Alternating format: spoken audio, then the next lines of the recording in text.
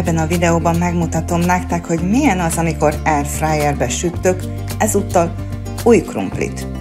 Természetesen most is mutatom majd nektek, hogy hány fokon, hány percig sütöttem, a különböző fázisokban éppen hogy nézett ki, milyen állagú, milyen színű, mennyire pirult volt. Grillfűszerezésű csirkemelből készítettünk dürümöt, az mellé lett a krumpli kísérőnek.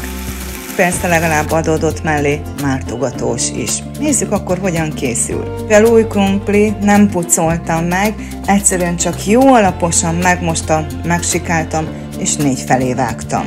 Lőhűtve, áztatva vagy épp főzve nem volt a krumpli, csak annyit volt víz alatt is, amennyi a tisztításához szükségeltetett. A mártogatós és a hús elég fűszeres, így a krumpli külön nem kapott semmilyen fűszert, csak sót, azt is mindig sütés után.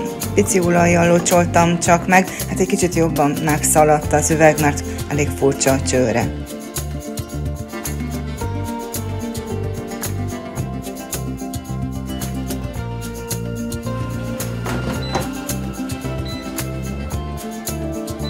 ...205 fokra előmelegített sütőbe tettem be, majd 200 fokra és 20 percre programoztam az airfryert. Fél időben kevergettem, természetesen is elég biztatóan nézett ki.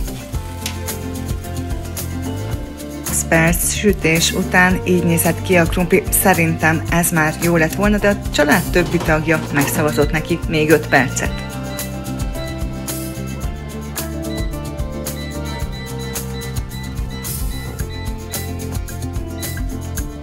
És íme összesen 25 perc után a 200 fokon sütött 70 dekagramm új krumpli így néz ki.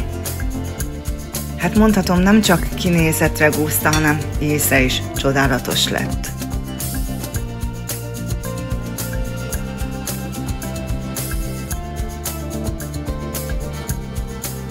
A fokhagymás kapros mártogatóssal pedig egészen egyszerűen mennyei. Ne hagyjátok ki ti sem, hogy elkészítitek, biztosan nem fogtok csalódni. Köszönöm szépen, hogy megnéztétek ezt a videót is, és jó étvágyat kívánok!